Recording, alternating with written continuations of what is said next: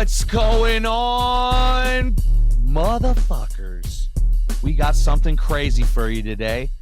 This is Flickin' Off, episode 12. I'm Mark. That's my cousin Jacob.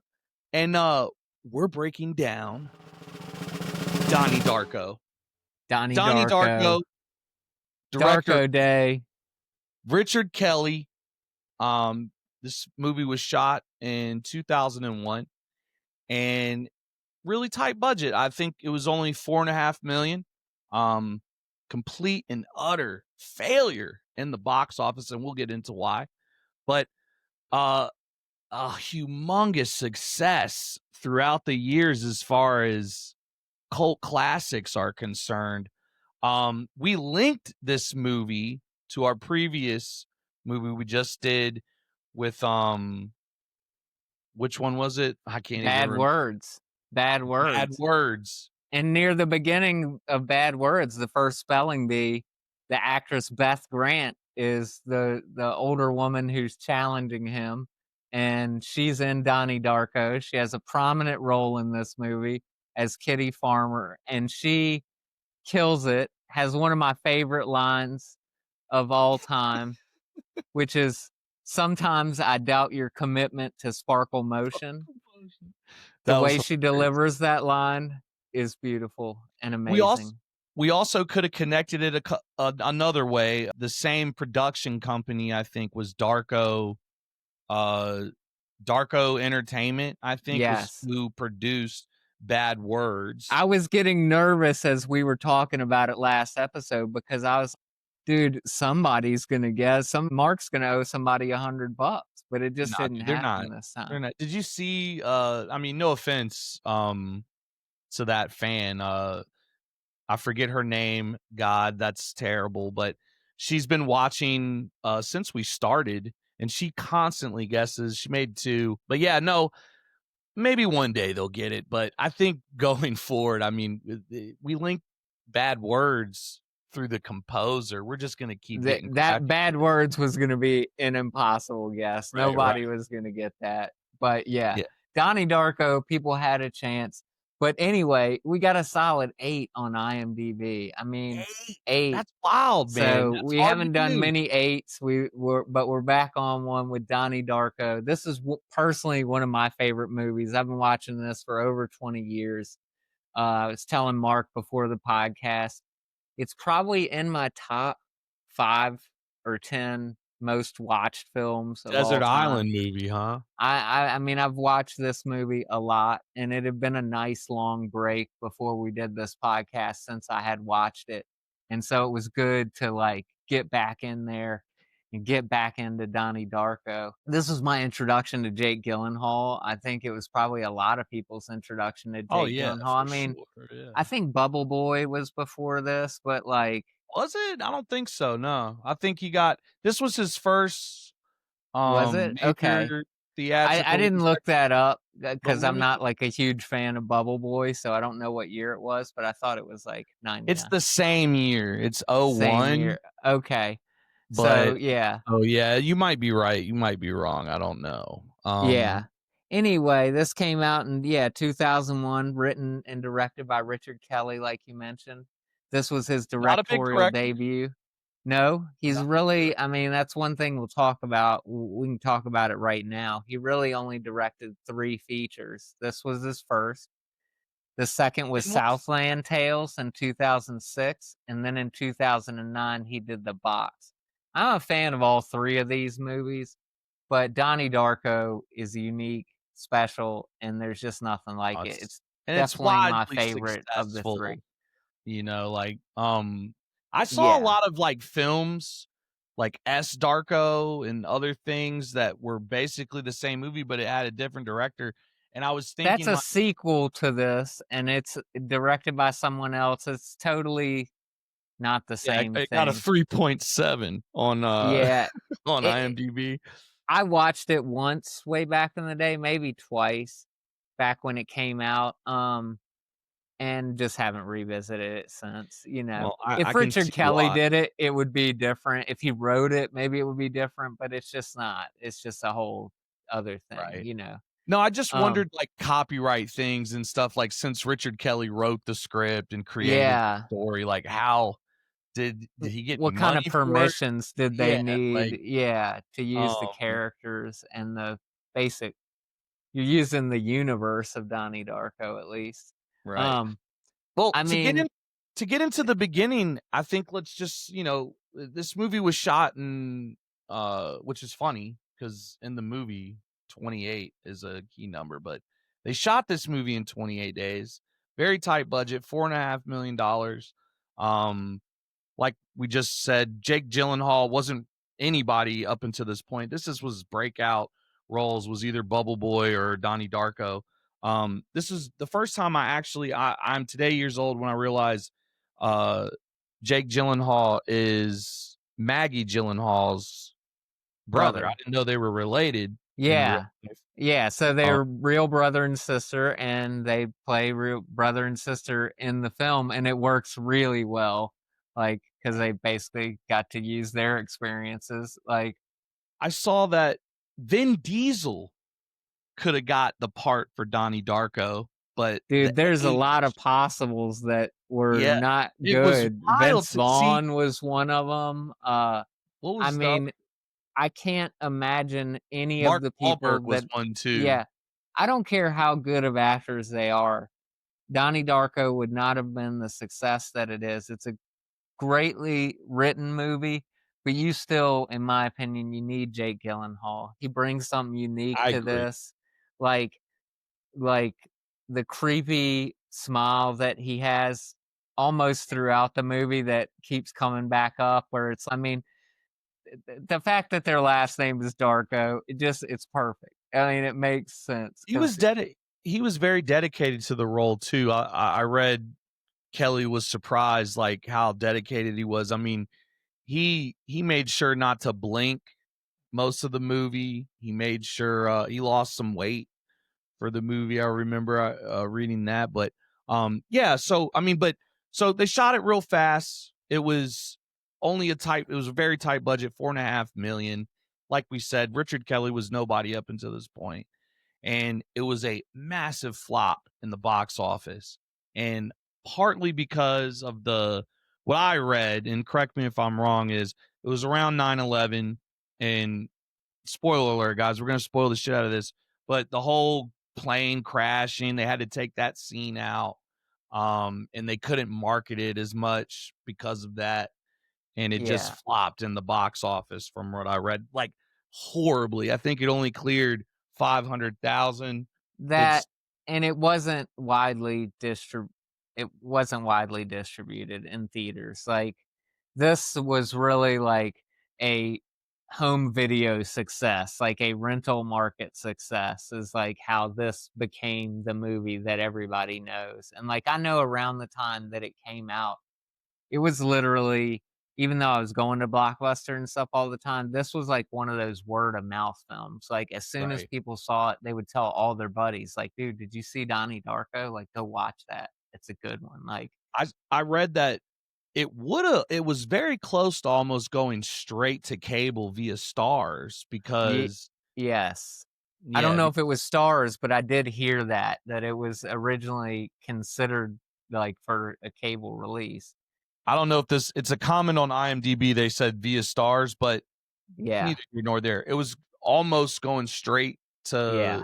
the home, which I thought was crazy because this movie is really, really good. But the reason it didn't was because Drew Barrymore stepped in to produce it with her company. Not only that, she also portrayed the teacher in the film, Yes. and which was crazy to me, man, because she's only about 4 years older than Donnie Darko, and she's in Yes. the movie playing the But teacher.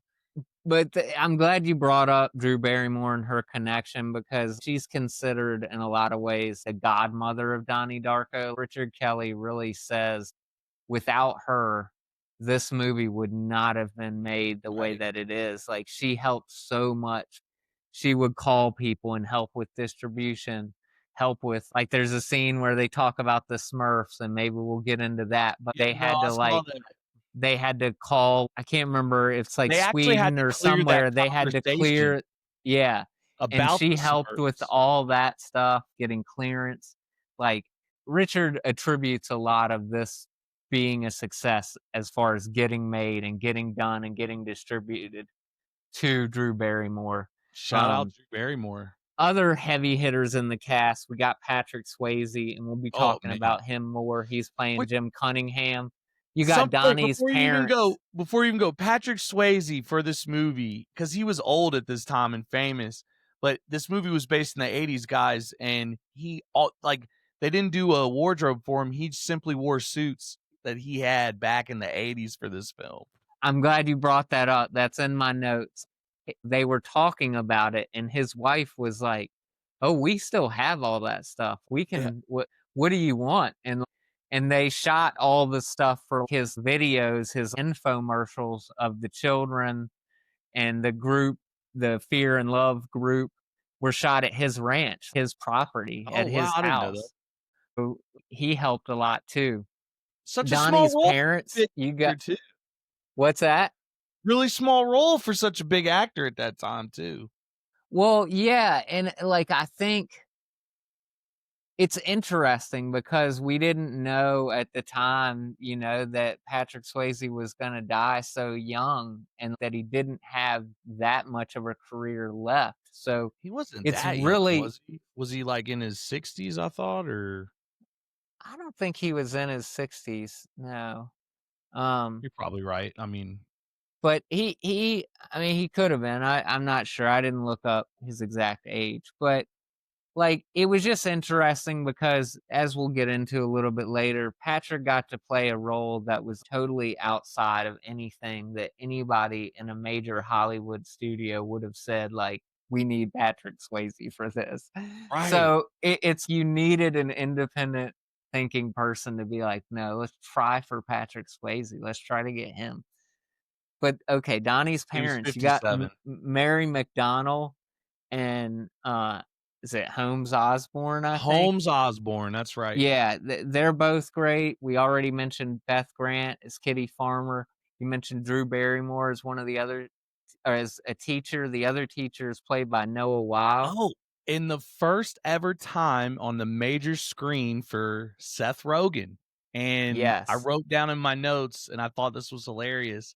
The first line this man ever gives on camera for a major motion picture is, "I love your boobs." I thought that was so Seth Rogen when I It was read so that. fitting for what his Right. career would become. Yeah, Uh, exactly. yeah, I mean, while we're talking about this,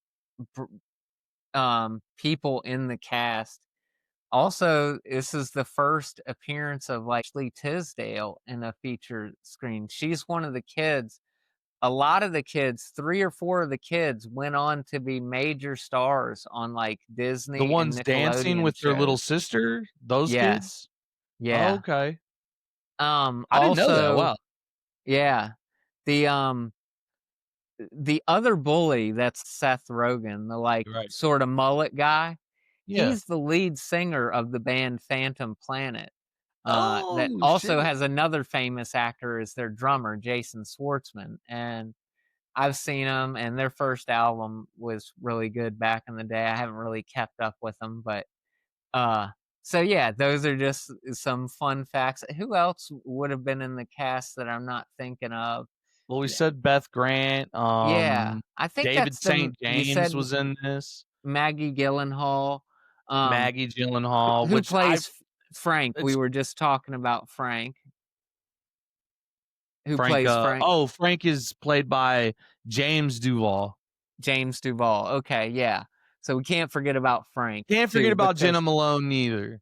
oh Jenna my Malone, god, how did I I don't know forget how we about forgot about her, yeah. yeah. So Jenna she's Malone's top in there. billing as well. Now, back in the day when this came out, she wasn't top billing because nobody knew who the hell Jenna Maloney was, or Malone. But Malone. she is amazing in this, and you know why she went on to be the star that she is. But Oh, she's great, and even the movies that weren't so great as far as success, she always gives a great performance. I really love one role that sticks out to my mind is when Julia Roberts did Stepmom, and she played one of the kids. I thought she was great okay. in that. Yeah. Now, quite okay. So you already mentioned for our audience, we're gonna spoil the shit out of this. We're not Oh, yeah. really gonna give any kind of synopsis. You just need to go and watch Donnie Darko, okay? Well, Because we gotta give him a little synopsis. It's basically time okay, travel. basically, you've got a guy, a teenager played by Jake Gyllenhaal, Donnie Darko, the title character, who is navigating the troubles of youth and possible mental health issues, and he starts having visions and he starts trying to learn about time travel. That's Right. the He basic thinks gist of the movie.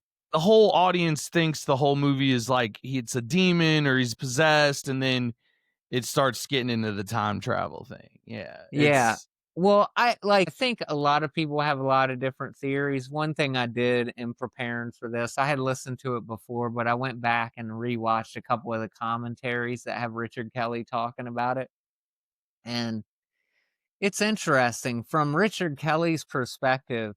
I'll just go ahead and lay this out there. This is like how he sees it. Like and I'm when interested to hear this for sure.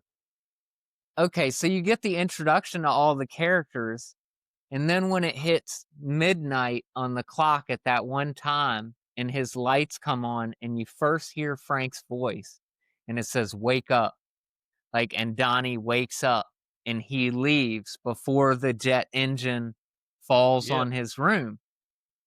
On his bed. To Richard Kelly, right at that moment when he says wake up, we enter a parallel timeline, a timeline that is different from the normal timeline.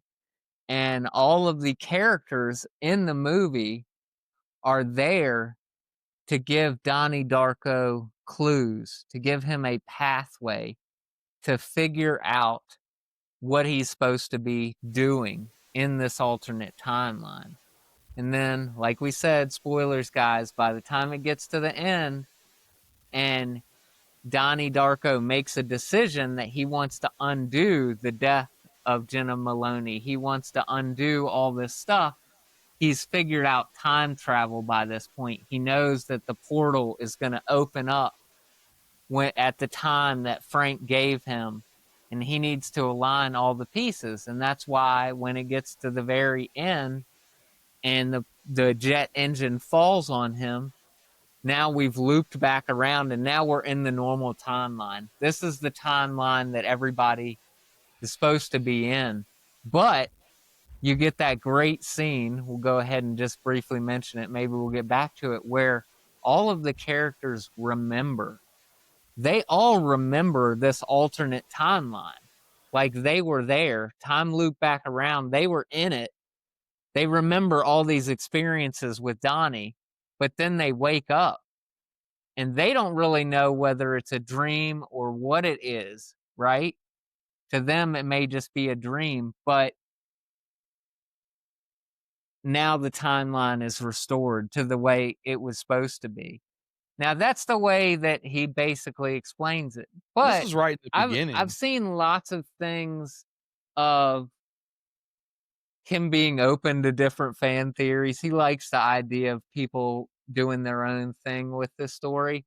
But that's And basically what he says about it. And it's funny because it's not the way I really see it either. But it is interesting because that's he wrote it, he made it. I think anyone that watched this, I think there was a bunch of theories that came out from so many different views. And, even my view, when I told you, like, I thought that Donnie Darko figured it out. Like, he could go back in time, and we get that from the beginning, and we just get one iteration of him Of messing with like a time. Groundhog's Day type Right, like, we just scenario got, of like, time this loop, one day of Donnie doing this, or and 128-day period, right, or yeah, yeah. that's, like, what my version was. But when I was doing research on this film, guys, like, there's it exploded on Reddit after it released, and it was gaining traction because, again, guys, it wasn't really that big in theaters. Once they released it and you could buy it and rent it, like, that's where it really took off. But, yeah, I mean, I think that's what makes this movie so successful and a cult classic, is because of that, because there's not a really clear definition of what exactly happens or how. And I mean, it is what makes this movie so unique. And since we're already into spoilers, I'm going to just go ahead and throw another mind blower out there, because in my research this time, this was a fact that I did not remember at all, and it blew my mind, which is that Donnie Darko is not mentally ill, and he's not on medication. The medication that he's taking is a placebo. And a this was, placebo. it was written in the script, and it was actually filmed. They decided to take it out. It's not even on my Blu-ray copy on the deleted scenes, but it's on an old DVD in some deleted scenes. Richard Kelly said you could still find it out there. The theory was that Donnie was having a lot of trouble, and he was going to a therapist, and the therapist was trying to get him to open up. So she prescribed him placebo pills in order to make him think that he was taking some kind of mental health medication, to try to see how he would react differently. And that makes sense, because there were a lot of scenes with him and the doctor, the therapist. yeah, according to Richard Kelly, the way he sees it, the way he wrote it, there's nothing wrong mentally with Donnie Darko. So Donnie Darko is just a, angry teenager, like a lot of angry teenagers are. Like, to me, I'll go ahead and get into this too. This is why I love Donnie Darko, right? It hits me a lot different now than it did when I first started watching it. When I first started watching it, I was only a few years older than Donnie, right? And now I'm like the parents' age. Like, it works on like so many different levels. But this is a story about like a teenager trying to figure out what the hell life is. You know what I mean? What it means, and trying to buck against the system and buck against authority. And, when he sees bullshit in the world, Donnie Darko wants to call it out. And that's cool. Like, it's, like, I love the scenes. There's two crucial scenes. The scene where they're doing the fear and love exercise with Kitty on the chalkboard, and he stands up to her, and but there's a whole spectrum of human emotions, and not everything fits this simple paradigm of fear versus love. And like, gets in her face. And the other is when Jim Cunningham, played by Patrick Swayze, is up giving his speech in the auditorium in front of the whole school, and Donnie Darko gets up and asks him about his financial motivations and how much he got paid. And it's just, it was like, this kid's fucking cool, man. This kid is cool. He's calling out authority. Aside from the fact the movie is just filled with awesome characters, even though you don't like Kitty's character, she's a woman we've all sort of met or run into when we were kids or when we were adults and had to deal with a woman like this.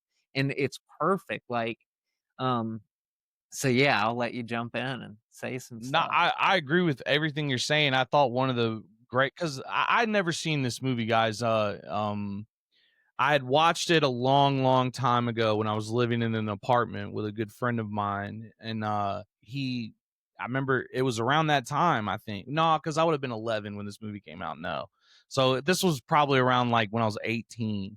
But I'd watched it and I couldn't even really get through like it. Just I didn't understand it, and I think it was just because I was just young and living that fast life. But rewatching it this week, like that's one of the main things I saw and noticed and appreciated was every character in this film is right. It's like you said, it's like we have ran into this kind of character, this kind of person, from the old lady at the creepy old lady going back and forth to the mailbox. Like we've always had like a house on the street or a neighbor that is just creepily doing the same shit over and over again. I mean, the dude, and another thing I wrote down in my notes was when the family sits at dinner, the Darkos, it's so realistic.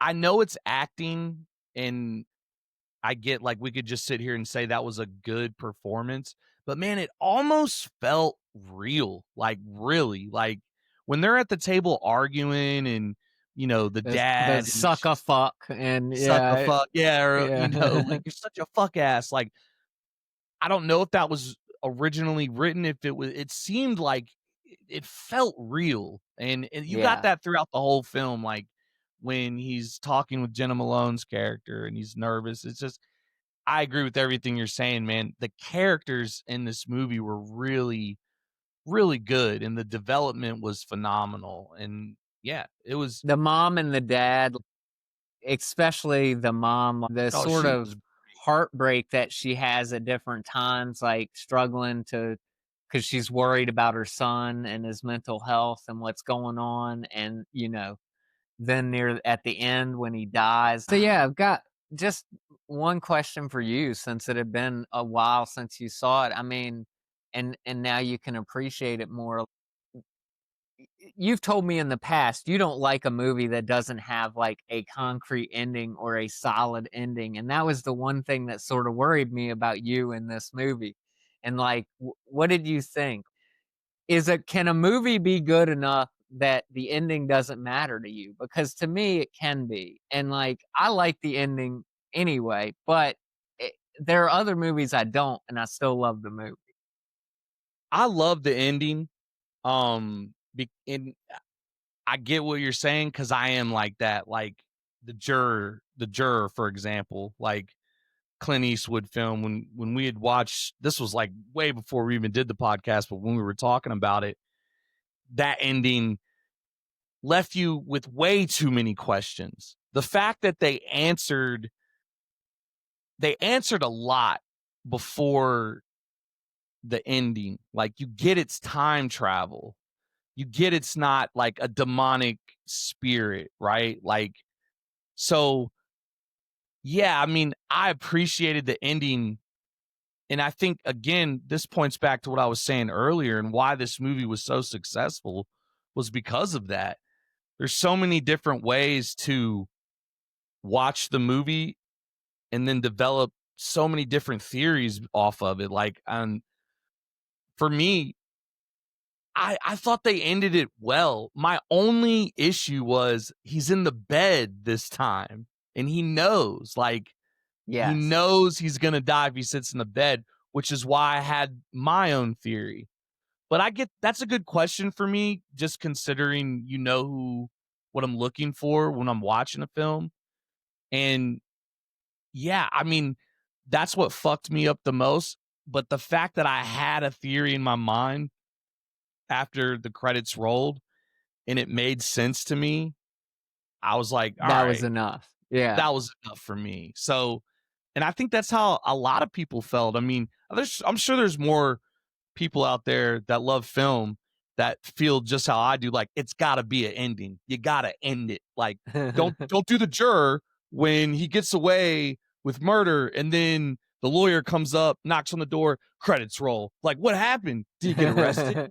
Or, I mean, is he going to jail? Like, it's you're left with wondering and guessing what happened, as opposed to in Donnie Darko, they gave you enough for you to come to a conclusion, right? But Another yeah, interesting thing that Richard said in the commentary is that when Donnie's in the bed and the plane is falling on him at the end, when you're talking about, and you see his sister come in and you and he's hear smiling you when he's see, in the bed yeah, and the plane comes down on him. that's actually what's going to be on our thumbnail, guys, is Oh, really? when he's smiling. But the his sister, Maggie Gyllenhaal, comes in the door after being on a date. Her boyfriend honks the horn. Well, her boyfriend is Frank, right? The guy in the bunny suit. Richard Kelly says when he honks the horn when she goes in, that's because in this loop, right? Donnie has made it through the time portal. He's come back in time, but everybody else who wakes up remembers what happens, right? Frank's in the car. He remembers what happened because he was dead. Donnie killed him. He remembers everything that happened, and he honks the horn to warn Donnie. Like, Donnie, get out of the bed. That's what Richard Kelly says that honk is. Now, nobody would ever No know that. one Like, ever nobody would gets that. ever know that. Like, so, like, there's little Now I'm stuff like starting to that. feel like Richard Kelly's kind of full of shit. Well, I think Hollywood kind of gave up on Richard Kelly a little bit because his 2 movies after this, Southland Tales and The Box, also both have these weird uh elements of portals and time travel and sort of odd things. He kept doing the same And thing. Hollywood was like, I don't know, like, so, but anyway, I love Richard Kelly. He's still out there, like, doing stuff. Like, he says he's gonna make another movie. It just hasn't happened. So we'll see. I did love the film though. I mean, and I was a little worried and skeptical too because I remember watching it when you had picked this movie. I remember watching it a long time ago, and I think you had even brought it up when we had like first started doing this and Flicking Off. It just Yeah. began. You were like, "There is going to be one day where we're going to do Donnie Darko." Yeah. And That's another reason I called it Darko Day on the thumbnail, because aside from it being our Halloween episode, which is why I'm dressed as Donnie Darko in his it's spot Halloween on. Did you have that, or did you outfit. have to go get that? No, I had to get the shirt. I needed a new hoodie anyway, so I mean, I'm gonna use it. So I doubt I'll use the shirt again, but maybe it'll be a reason to go to a party or something as Donnie Darko. Who knows? No, looks But good. Looks just like the movie. uh, I mean, I think, you know, let's see, what else should we talk about? There's so much to talk about with Donnie Darko. We talked. I I think we wanted to got get to touch on this, right? We got to touch on Patrick Swayze is playing what equates to like sort of a motivational speaker who puts out these packages for youth and tries to sell his packages to schools, his teaching curriculum of people being ruled by fear, and there's fear and love on the spectrum, and you're trying to work your way out of fear and towards love. And Donnie Darko senses something is this guy's motivations aren't correct from the beginning. And Frank and I the never got bunny, that vibe. That was a complete shock to me in the oh, movie. dude, Complete when shock. like now I know it, but when we first watched it, it was like, wow, Like, this is crazy. Like, yeah. so, you know, Donnie is told by Frank in his visions when he's trying to figure out time travel, and the audience doesn't know whether he's having some kind of mental health episodes or what. And he's seeing this evil looking bunny, which is Frank. And Frank would get him to go and commit these deviant acts. Like he breaks into the school and vandalizes the school and floods the school. The other thing he tells him to do is to burn down Jim Cunningham's house. And he goes and he burns down his house. And when it burns down, the police find, and I quote, this is what they call it in the news, a kiddie porn dungeon in Dungeon. his house, and he's now been linked to an organization that makes and distributes child pornography, right? So, I mean, Shocker and in the this movie. is Patrick Swayze. This is not the kind of role he takes on or does. This is something his agent was probably like, I don't think so, Patrick. And Patrick was like, no, I really want to do it. Like, I mean, I like, we were even talking about like how for him at that time to do such a small role and it be exactly that, like a child, someone that's in someone that dark, you know. yes. I mean, what was the darkest role Swayze did up to that point? Point Break. I mean, Yeah. Probably that, or people might say Roadhouse, just but what? I think Point Break is probably more, And since I'm bringing that up, there's a or scene in there's Donnie one of them. Darko. There's a scene where they're jumping on the trampoline at that party, and she's wearing a Richard Nixon mask. which I don't know if that was a nod to Point Break or what, but I immediately went there. I was like, oh, that's the same mask Patrick Swayze robbed the bank with, like, that makes me want to jump into a note that was something my wife actually brought up, and it goes back to you talking about how real the family scene and that with the daughter in that scene, the opening dinner scene mentioned she's voting for Dukakis, and her parents obviously aren't happy with that choice, but it's interesting how the family just sort of it's not like today in a lot of situations today. They just decide, okay, that's our daughter's politics and that's ours. Like, sure, we don't like this guy, but it's interesting. You see political advertisements in people's yards. You see some things throughout the movie on TV where they keep harkening back to letting you know what time it is and that it's an election year and it's coming up in a month, and uh I I thought that part of it, it resonates today, like with just how everything is going. I mean, that's totally a conversation a family of 5, right? Are sitting at the table, and it just was so authentic to me. It was the when they're all together, they felt like a real family, man. Like, I yeah. mean, even when she tries to talk to Donnie and they're going back and forth, and then she goes back to her husband's bedroom and it's like, my son just called me a bitch. I know I'm really hype on here about performances when we do movies. I'm like, oh, that he did such a great job. But I mean, it just seemed different than like it was good. It was again, it was just really authentic for me. I really enjoyed seeing that aspect of it, even when the parents were in there with the therapist and asking questions like, what's her name? Mary McDonald. She Yes. she was you could it's like she really loved Jake Gyllenhaal. Like you could see it in her face, the way she would cry. I mean, Dude, she and is perfect. It's crazy, it's like everybody's acting really well, and she somehow managed to, take it up another level, with and a it's small one of those things we've talked about before, but it's just your facial features. It's super subtle acting. It's really perfect.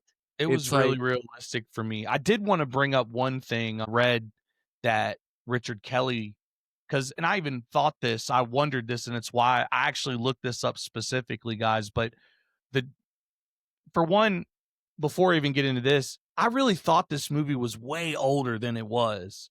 When I saw okay. that it was released in 2001, that kind of blew me away a little bit because I always, when I saw the movie, because it is one of those movies that you see like on shirts, or you'll Yeah. see people like have buttons with the bunny or something. Like it's got Yeah. that lore, it's that much of a cult classic. But for some reason in my mind, and I'm 35, guys, just, I'm not super old, but just thought it was a lot older. And I don't know if that's because this movie was filmed in the time period of the 80s, and when I watched it the first time, they did such a good job Yeah.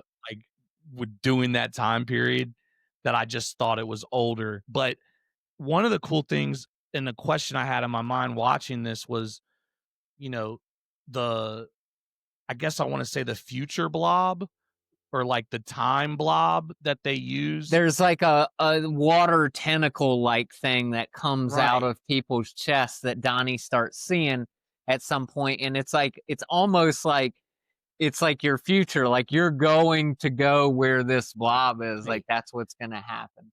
And there's a scene, even I think it was at the party, where like there's just trails leaving everyone. So it's like Yeah. everyone's apart and has their own loop in time. And I wondered how, because this was back in '01. I don't know how crazy CGI was and the graphics and everything.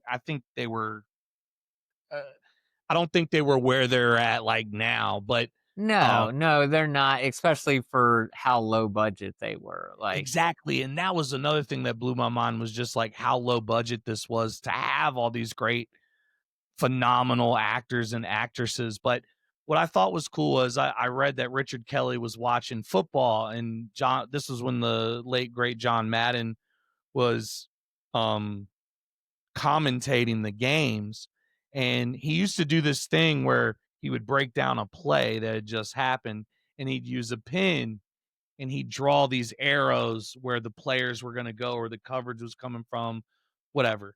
And it looked just like what was portrayed, like what was used in the film, and that's where he got the idea. He said he was high watching football, and when he saw John Madden use that, he's like, "That's interesting. Like I could use that for what I'm trying to do."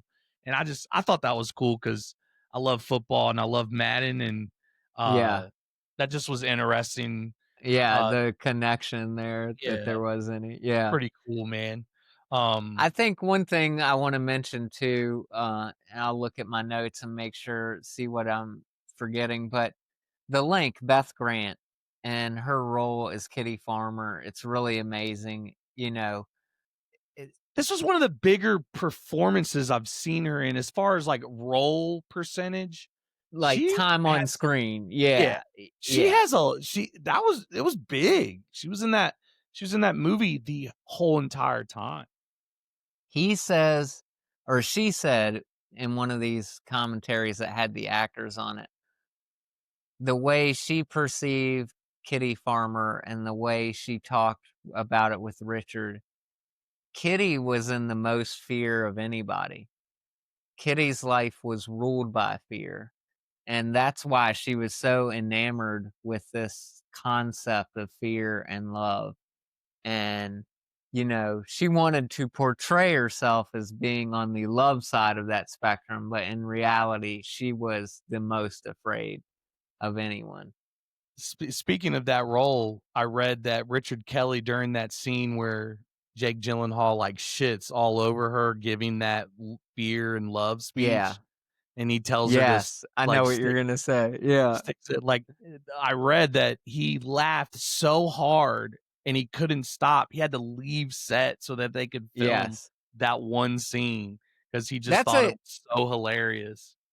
there's a lot of stuff that Richard pulled from his life for this movie, and that was one of them. That this whole fear versus love thing, and he said that was directly like a thing that happened at his school, and he took a class, and it was very similar exercise they had to do, and it was just insane, you know, it was Yeah. just it was crazy.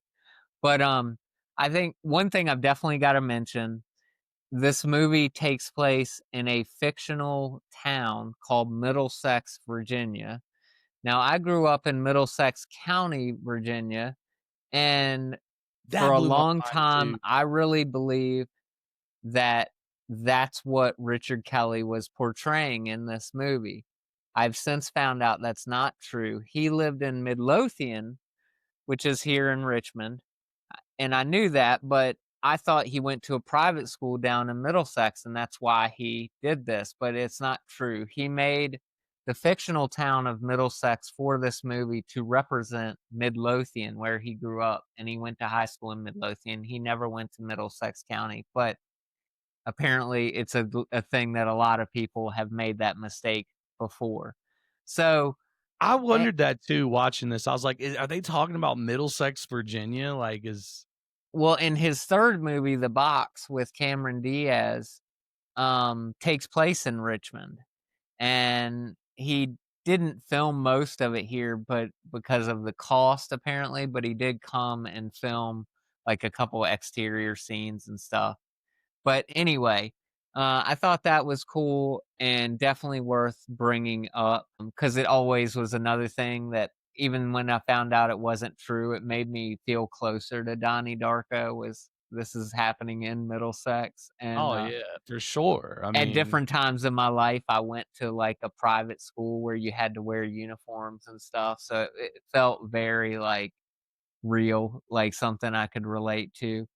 Um, Let me just go through my notes and make sure there's nothing that's killer that I'm gonna be like, "How did I not mention that?" The other thing I well, wanna say for anybody listening to this is Donnie Darko is such an expansive movie and has such expansive lore, we're just touching on a few key things here in this hour. We could I do was probably 3 hours on I Donnie was just Darko if about we to say wanted that. to. Like, while you So were looking for what you wanted to say, like, I really wanted to say to the viewers that this movie is really, really good. It's a really, really good movie, and it's one of those movies, I mean, you can't even really stick one genre on it, and no, not at you can't. all. And the performances are all, and it's very rare for me to say this, but every performance in this movie was really, really well. I think the worst acting in the whole film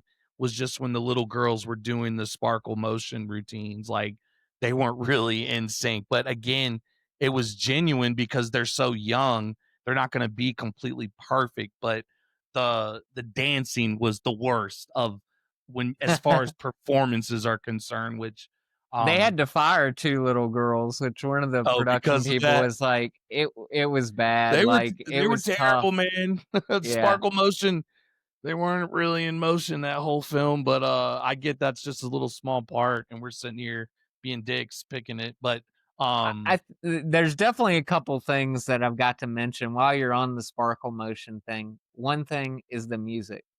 This movie is amazing sound-wise on so many different levels.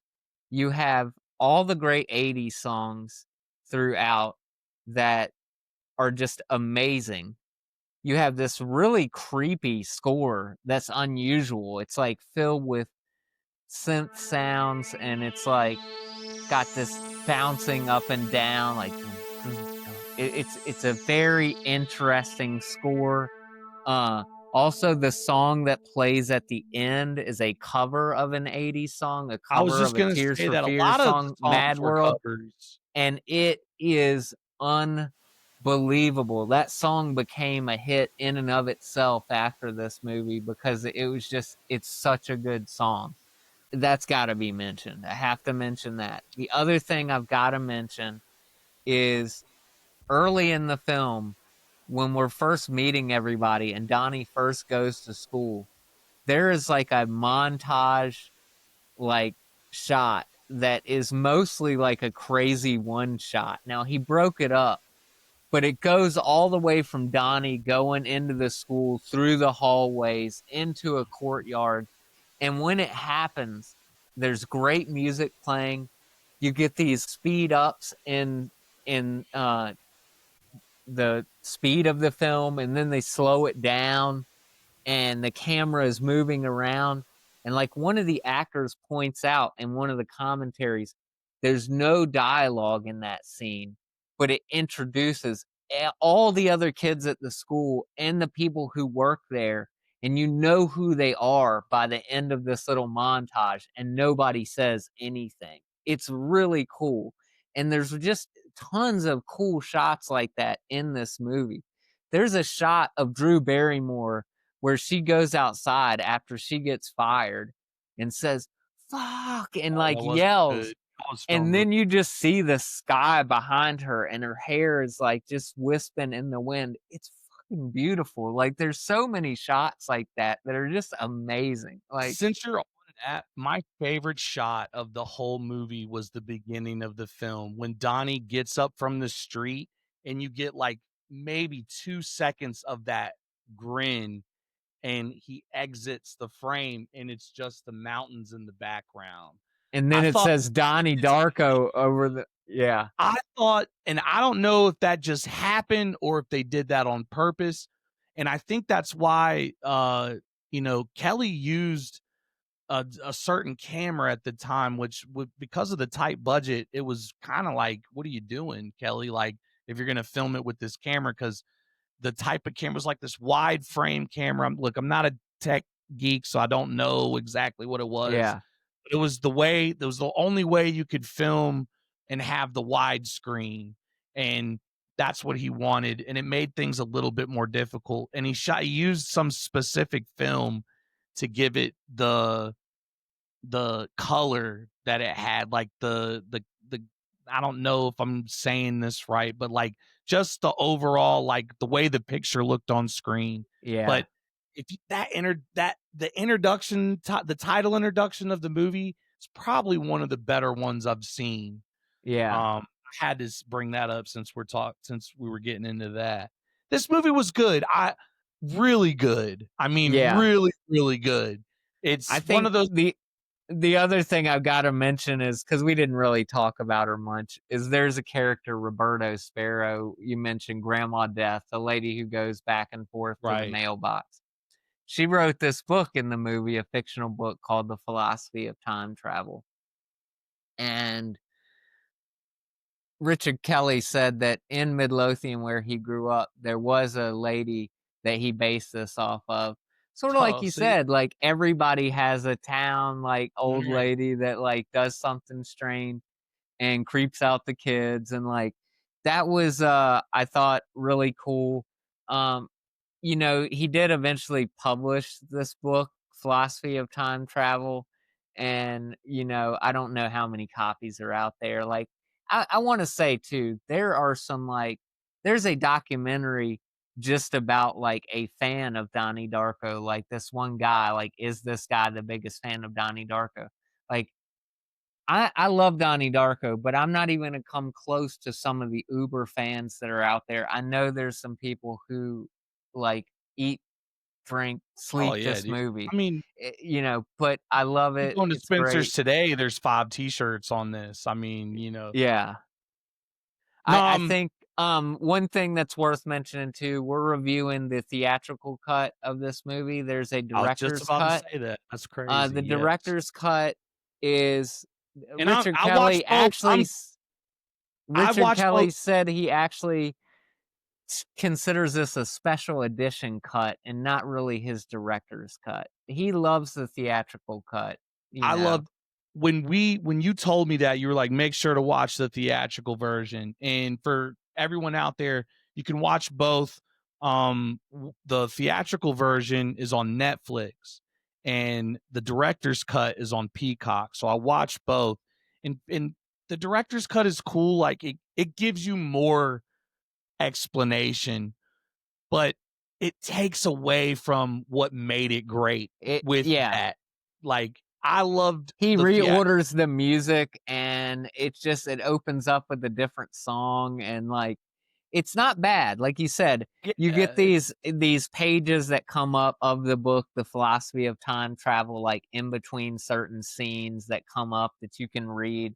It's interesting. If you're a fan of Donnie Darko and you haven't seen it, you've got to go watch the director's cut, just because it's got some info in there. You're gonna and guys, if you're like, and honestly, this is one of these movies, I call it a camouflage title, because when you look at it, you're thinking horror. Like if you see the cover of this film with the bunny and everything inside of it, and it's creepy. It's like, so you get this, like, it's almost like you're tricking yourself going into it, but it's not that.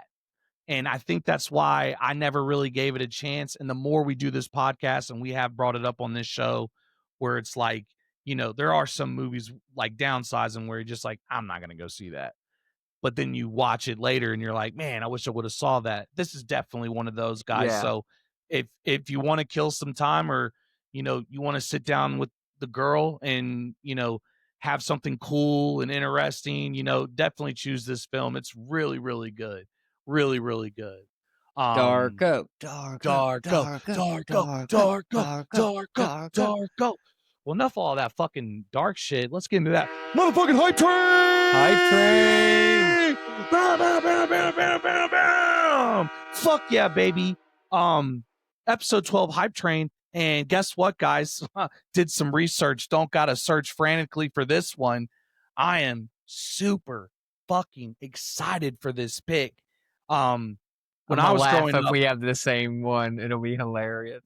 When I was growing up, I don't think we will, because I don't think you're even into these films. But when I was growing up, one of the funniest movies I'd ever seen in my entire life was Meet the Parents. Meet the Parents. It's I think the first ever Meet the Parents was directed by Jay Roach. But the writers were like the same group, like Jim Hertzfeld, Mark Hyman, John Hamburg. And as they did Meet the Parents too, it was called Meet the Fockers, and it was directed by Jay Roach. But when they got to the Little Fockers, it was directed by Hamburg, I want to say. Don't quote me on that though, guys. But the new one is coming out, and I had it pulled up, but it's called Fockers in Law, and it's his kids getting married this time. Oh my And god. Oh my dude, I god. could not believe, because we're getting on the holidays, and that's when a lot of these films are gonna, like, the good ones, right? Like they're always gonna have the big stuff come out around the Yeah. holidays, right? And Focker in Law is also going to be directed by the same director, John Amberg, who was also a part of writing the original and the sequel. So he's directing this one. What I thought was crazy is everybody is coming back still. Fucking Yeah. Robert De Niro's going to be in this. Owen Wilson's going to be in this again, which I love him in these films. Yeah, I don't think though. Is Dustin I Hoffman coming back? I don't know. I don't think so. I don't think Okay. she's coming back, but Blythe Danner is going to be in this again. She's still going to play Terry Polo is going to play Ben Stiller's wife. Beanie Feldstein, who I don't know if you know, but she was in, God, I can't think of that movie she was in. Her biggest movie was that comedy Booksmart.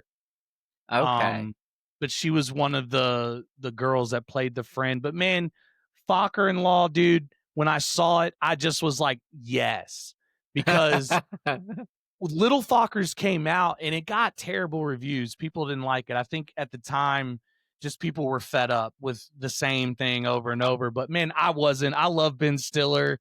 I love Robert De Niro and Ben Stiller. I think it's always hilarious. They always keep getting better and better. And I'm really excited for this. Skylar Gisondo is going to be in this. If you don't know who he is, he's I think he's still up and coming. He hasn't done anything major. He was in the Gemstones series Okay. on HBO Max. He was in a couple of other movies that just didn't really go nowhere. Another person that's going to be in this movie is Ariana Grande, which I thought was a little crazy. But yeah, I'm really looking forward to this, guys. It comes out November 26th. I don't know if there's a trailer for it. I don't think so. And if there is, they haven't released it. But man, I love these movies. I think they're hilarious. It's Ben Stiller he does a phenomenal job on all of them. And there's just so many like things today that people said, like bomb, bomb, bomb, bomb. Can't say bomb on an airplane, well, I have nipples, Greg. Could you milk me? Like, there's so many lines in all of these movies that are just hilarious, even from that when the baby was like, us whole, like I just love it. I love it, and I'm excited. It's my fucking hype train. Focker in Law, directed by John Hamburg. It looks like everybody's coming Does back it have a except release date? What's the date? Does it have November. I one? said November Oh 26th. shit. Okay. That's I right at think no, Thanksgiving. Nice. it's expected November 25th, 2026. My bad. So next year. Okay. Right, right, Gotcha. right, right. But yeah, I'm sorry. It's a look. I know. Look, sometimes we'll do a hype train and it's coming out next week. Sometimes we'll do it's 3 months later. I think I don't give certain a fuck. movies though you can revisit. So maybe when it gets close and we actually get a trailer drop, you can Right. I mean, I also picked this do just it because again. I wanted to make a short about it too. I Yeah. think a lot of people feel the same way I do about this movie coming out, and they might hear it here first on Flicking Off. Nice. Oh, but yeah, All man, let's right. get into Jacob's motherfucking hype train. All right, my hype train. I went with Wake Up Dead Man, a Knives Out mystery. Okay, so the third installment in the Knives Out franchise, written and directed by Rian Johnson, the same guy who's been doing them all. I love this guy. His first movie was a movie called Brick with Joseph Gordon-Levitt, and I've loved this guy ever since. He has a thing for these mysteries. He loves them. I mean, this guy. What were the other ones called? The first one was just Knives Out. Right. The second one was Glass Onion, a Knives Out mystery. Was Glass Onion with Edward Norton? Yes, and Bautista. I did not like that one. I liked it. You did? Yeah. I don't remember think it's funny. why. I think it's funny. I like the plot. I like it. I gotta give it another shot because I love Knives Out, and I love that actress that was in Knives Out. I think she's gorgeous. I think she just did the new John Wick too. But she was in Knives Out. So this is another one of those Netflix releases where it's going to go to select theaters November 26th, and then it's going to be everywhere on Netflix December 12th. So that's awesome. Right before my birthday. Basic IMDb plot. You've got Daniel Craig as Benoit Blanc again. He returns for his most dangerous case yet. That's all it says. Oh, wow. The trailer looks pretty good. I enjoyed it. So yeah, you've got Daniel Craig, some of the other notable casts, because these are like ensemble casts he does. Like you got Glenn Close, Josh Brolin, Mila Kunis, Jeremy Renner, Kerry Washington, Kaylee Spaney. Jeffrey Wright, Thomas Hayden Church. So, like I said, I've loved all of Rian Johnson's movies pretty much, and the Knives Out films have all been amazing. So I'm fucking hyped for this. And that's a good pick. Yeah, guys. It's one. I don't think I've gone to the theater to see any of these Netflix releases except for one. We went and saw Don't Look Up in the theater. And I'm actually glad we did. I know it's not one of your favorite movies, but I think I liked it. It did something different on the big screen. It's not my favorite Coen Brothers movie. It's not Coen Brothers. I thought the Coen Brothers did. It's Adam McKay. Don't Look Up? Yeah, it's the same guy that did. Yeah, same guy that did Step Brothers. I know you find that odd. Oh yeah, you're right. It is. I'm tripping. Yeah. I liked it. It just, I guess that's what I meant to say. Not Coen Brothers. It wasn't my favorite Adam McKay movie. That will always be Step Brothers, but I'll always be Step Brothers. But no, so that's what I'm hyped for, guys. It's coming up, and you'll definitely be able to see it before the Fockers-in-Law. Yeah, man, that's a good pick. And, man, these Netflix originals went here where I'm at. The only theaters that they show them at are these like huge AMC like 32s or the Tinseltowns, and they're so far away. Like, miss me with all that. I'll just wait for the Netflix original. But yeah, guys, episode 12 in the books. Donnie motherfucking Darko. We are coming to you week to week, every single motherfucking Monday at 12 a.m. And we are going to link this movie somehow to the next episode, however the fuck we want. It could be the same water boy that was there. It could be the same production company. It could be the same director, same actor, same actress. It's your job to figure out, just figure out what we're linking it to, how we're going to link it. I don't think you're going to do it, which is why I put $100 of this show's money on the line. And yeah, prove me wrong. If you can guess this next one and you are subscribed to the channel and you get it right, we are gonna, put all you got to do, subscribe to the channel and comment the movie that you think we're going to do next. And we will get in contact with you and ensure that you are paid. And we're only going to keep going up from there. I'm actually thinking of doing something for the 25th video.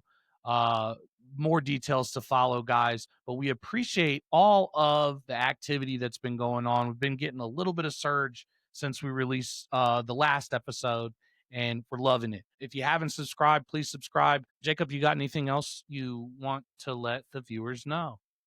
No, I think that's about it. We've got a few listeners out there on Apple Podcasts as well. So if you're out there, come over to the YouTube and click on subscribe there. Also leave a review on Apple and iTunes. I think we're we're not sharing this on any personal platforms, guys. So like if you know us and you're just finding out about this, the reason we're not is because we're trying to get the algorithm to really break for us. And that fucks up the way that YouTube like places this stuff in front of people. So yeah, with that being said, our goal is 100. We're trying to get to 100 before the year, but we've only been doing this 3 months, so I think we're on the cusp. But if you like movies, if you like talking about film, actors, and everything that goes in it, from making it to what happened after, anything crazy around it, we're going to bring it up, and we're definitely going to talk about it again every Monday, 12 a.m. I'm Mark. That's my cousin Jacob. Flicking off episode 12 in the books, everybody. Peace. Peace.